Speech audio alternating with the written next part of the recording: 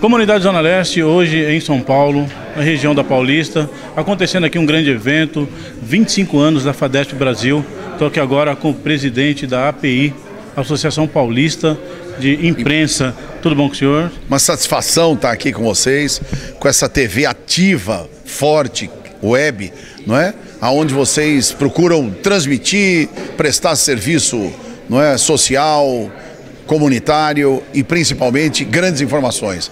Nós estamos aqui, conforme você anunciou, no aniversário dos 25 anos da FADESP Brasil. Nós ajudamos a criar a FADESP, né, juntamente com o nosso mestre, professor Raimundo Hermes Barbosa, né, e o próprio Ricardo Saeg, que já esteve aqui, também esteve conosco, o nosso saudoso, falecido Dr. Roberto Ferreira, né, a quem eu rendo homenagens também.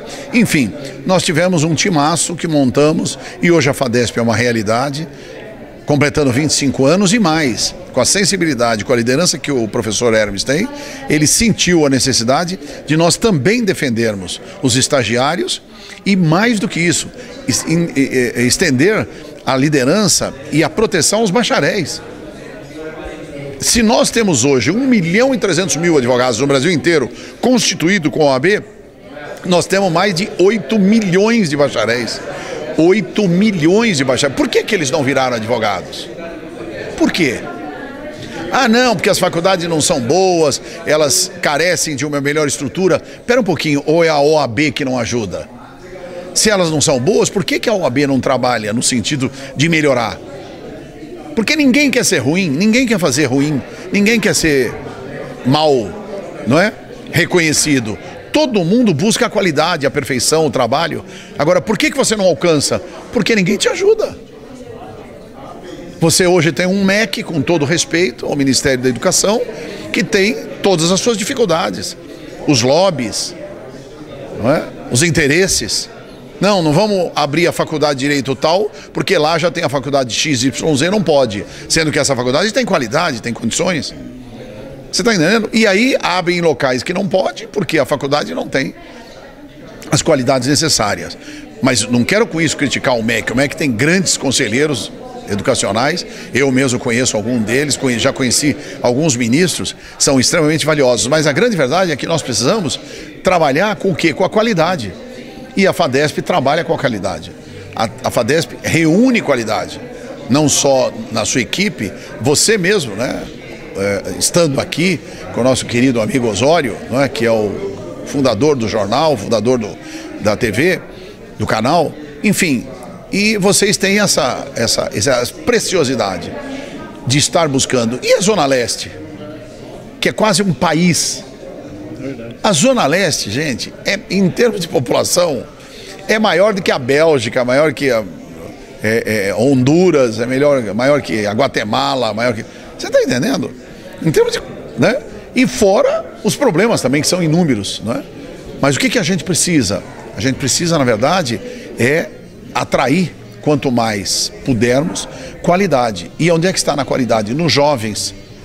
Os jovens. O jovem é o mundo, o jovem é o futuro, né? E ninguém prestigia o jovem, ninguém dá direito para o jovem fazer nada. Aliás, só repreende, só critica, só, não é?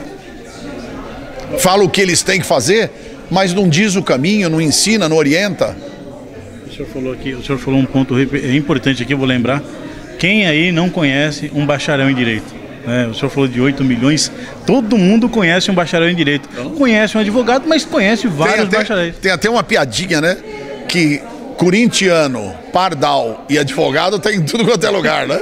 E eu diria o seguinte, que corintiano, pardal e bacharel, então, aí aos milhões. Aqui, qual a importância da entidade, por exemplo, para um bacharel? O que ele pode encontrar? Ele se filiou na FADESP, o que ele pode encontrar de benefício para ele e para a família? Em primeiro lugar, cursos dessa natureza, não é? Olha a grandeza, olha a importância, né? Com exceção do meu nome, mas dos que vão participar ainda na parte da tarde do evento, mas os que já tiveram aqui, né? Professora Maristela Basso, a aula que ela deu sobre direito internacional, sobre a importância da mulher, né? E fazer com que a mulher sempre esteja ao lado do homem. nunca à frente e nem atrás, ao lado do homem, e com os seus valores, com toda a sua, né, prerrogativa. A mulher, fundamentalmente, se Deus fez algo mais importante, um ser mais importante do que a mulher, deixou com ele. A mulher é a coisa mais linda do mundo, a começar que ela tem o dom de gerar vida. Nós não temos, né? Então veja, eu acho que o que a FADESP pode oferecer, ela tem aí, é só entrar, né, no site da FADESP, tem lá inúmeros, né, projetos e iniciativas que podem ajudar e muito o bacharel. E eu acho que um deles, que inclusive eu estava conversando agora com o professor Hermes, é ajudar. Tem tantos bacharéis que querem ser advogado, né, que querem ser magistrados, que querem ser promotores de justiça, procuradores de justiça ou procuradores do Estado, e não tem caminho, não tem nada, estão completamente perdidos. E a FADESP pode prestar esse relevante serviço. Agora, deixando um pouco a FADESP de lado, vamos falar um pouco sobre a importância da imprensa. O senhor, como presidente da API, Associação Paulista de Imprensa, fala pra gente um pouco da importância de ser sindicalizado, de estar formalizado e de ter uma representatividade. Bom, ser sindicalizado é fundamental, né? Aliás, os sindicatos jornalistas do Estado de São Paulo surgiram da API. Nasceu e cresceu dentro da Associação Paulista de Imprensa. E, na verdade, naquela época não tinha a cisão que tem hoje, né? Sindicalistas que acabaram se revoltando contra os jornalistas que estão na Associação Paulista de Imprensa, revoltando assim, no sentido de posições, né, políticas, posições inclusive de liderança, mas tem um fator fundamental: o sindicato cuida da questão profissional do advogado e a API cuida da questão institucional, perdão, do jornalista, né? E a API cuida do aspecto institucional do jornalista, não é? E é que é fundamental. E você falou, o que eu acho? Veja, sem informação, sem comunicação e sem a oportunidade, não é, de termos a expressão da sua liberdade de pensar, de agir, você não tem para que viver. Ou seja, eu sempre digo o seguinte: a liberdade e a vida, uma não vive sem a outra. Não adianta, não há por que falar em vida sem liberdade. E não há por que desejar liberdade sem vida. Então você veja o quão elas são fundamentais. Eu, inclusive, instituí que o advogado, ele na verdade tem o interesse da defesa incondicional da liberdade e o médico da vida. E eu diria que o jornalista é realmente o mais importante nessa relação, porque ele é que divulga, ele que informa, ele que dá vida, a vida e a liberdade. Na maioria das vezes é menosprezado, é perseguido. Totalmente, né? Perseguido, menosprezado, inclusive de forma aviltante e injusta, né? Hoje nós temos que levar em consideração também que, infelizmente, né, o jornalismo sofre aí um processo, essa famigerada, né, radicalização, porque entrou a política partidária dentro da profissão. E isso está horrível, né? Você vê o caso das narrativas. Hoje não existe nada mais verdadeiro. O que vale é a narrativa. Aqui, ó, nós estamos vendo isso aqui, é branco e azul. Não, não, de jeito nenhum. Aqui é cinza e aqui é amarelo claro. Por quê? Porque a grande mídia, porque os grandes jornais, as grandes emissoras de televisão falam que aqui é cinza e aqui é amarelo claro. Tem um detalhe também, né? Uma mentira contada repetidas vezes, ela passa a ser percebida por muitos como verdade, né? É o caso do nazismo. Como é que o nazismo proliferou no mundo? Através de um dos maiores comunicadores, que foi Goebbels. Ele foi o grande secretário de Hitler e ele, exatamente nisso. Ele dizia isso para o Führer: repita 1000 vezes uma mentira que ela se tornará verdade. E é o que a gente vê hoje, né? Quantas mentiras nós passamos agora nesse processo da Covid, quantas mentiras nós estamos passando agora que nós estamos com liberdade de expressão. Eu, se não medir minhas palavras aqui, eu porque falo... E que liberdade é essa, né? E que liberdade é essa? Infelizmente, que liberdade é essa? Que liberdade é essa, né? Você veja que nós temos colegas que foram caçados, colegas que estão presos, algemados, ou então com tornozeleira eletrônica. Qual é o grande crime deles? De opinião. Ou seja, eles têm uma opinião diferente do status quo reinante hoje com o governo. Né? Então eu acho que isso daí é lamentável. Infelizmente, nós não podemos admitir.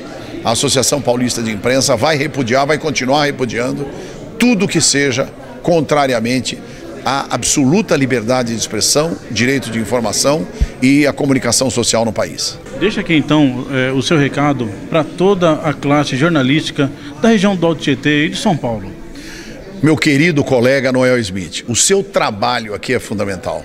O que você veio fazer aqui, representando toda essa região importantíssima da Zona Leste, do estado de São Paulo e da cidade de São Paulo, principalmente a nossa Zona Leste, a famosa ZL, né? De tão grandes e belas memórias e importantes momentos, né? Tá lá também o estádio do Corinthians, né? Então, bem pertinho. A sede, não é? Tá dentro, quase dentro de Itaquá, tá em Itaquera. Sede do futebol brasileiro. Então veja, o que eu diria, nós temos que continuar lutando, perseverando. A vida é o seguinte, a vida é 5 minutos de inspiração e 95 de transpiração. É trabalho, é trabalho, é trabalho. Ninguém vence sem o trabalho. Não existe. O trabalho é fundamental. O trabalho, ele precede a todas as conquistas. Porque não existe um grande vencedor, não existe um grande homem público, não existe um grande vulto na história que não tenha trabalhado, perseverado e lutado muito e perseguido o seu projeto. E um dos maiores exemplos é o Ayrton Senna. O Ayrton Senna, quando começou, todo mundo dizia, pô, você com esse corpinho que você tem, com essa estatura que você não pode nem ser piloto. E veja que assombrou o mundo, e quando ele faleceu, nem nós brasileiros sabíamos do prestígio que ele tinha no mundo. Quando o Ayrton Senna faleceu em Imola, na Itália, em 1994, o mundo parou. O mundo. O Japão, 5 dias, não é? De luto oficial do governo japonês. Vários países no mundo. E hoje, se você quer saber, meu querido amigo, um dos roteiros turísticos de maior frequência em São Paulo é visitar o túmulo do Ayrton Senna no cemitério do Morumbi. Tal a liderança e tal a oportunidade. E ele, quem foi? Ele dizia o seguinte, que é uma coisa que eu sempre uso. A grande verdade é assim, o segundo colocado é o primeiro perdedor. Faça tudo o que for possível para chegar em primeiro, mas dentro da ética, dentro dos valores e principalmente com fé em Deus. Sem Ele nós não vamos a lugar nenhum.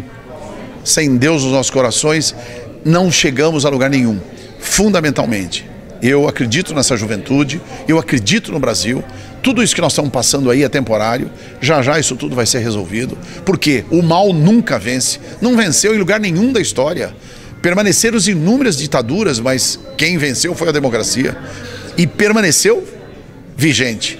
Então eu tenho convicção, fé, que a democracia haverá de superar todo esse processo, não é?